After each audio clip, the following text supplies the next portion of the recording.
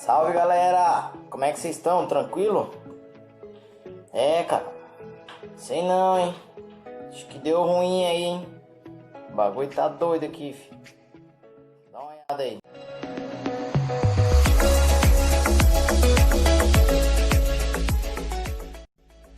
Galera, deu ruim aqui, viu?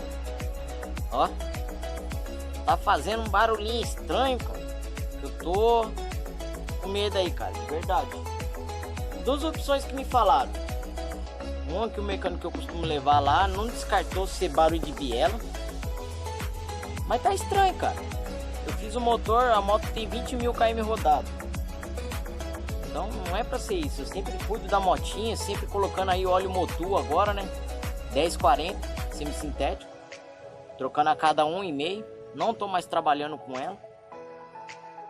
E outros estão dizendo que pode ser a embreagem, entendeu?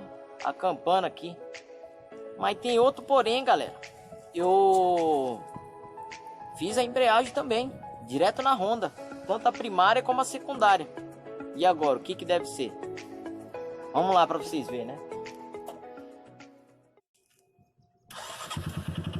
Olha o barulho.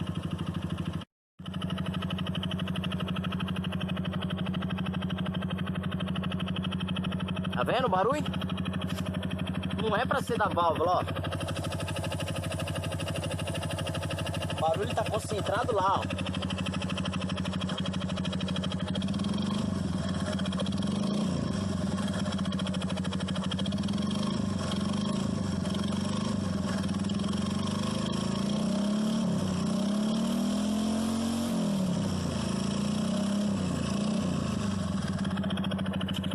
Estranho, né?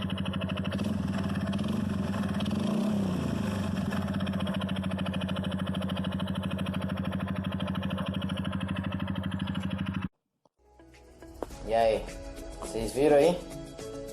Complicado, né? Vocês acham que deve ser o quê? Fala pra nós aí. Teve um colega meu de um grupo do WhatsApp que tava dando uma dica pra mim.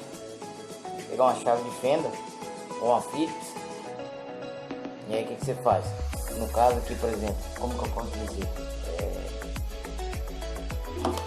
Pega essa caixinha aqui. Faz de conta que é a tampa da embreagem, certo? Aí você vai pegar aqui, ó. Vai pôr ela na frente da tampa da embreagem e vai pôr no ouvido. Se o barulho for aqui, o barulho vai ficar mais alto. Assim ele me explicou. Está de um lado da tampa, do outro lado da tampa e na parte de baixo do motor, próximo ali da onde fica a biela, para ver se não é ela. Só que ele não falou como é que é o barulho, entendeu? Eu fiz o teste.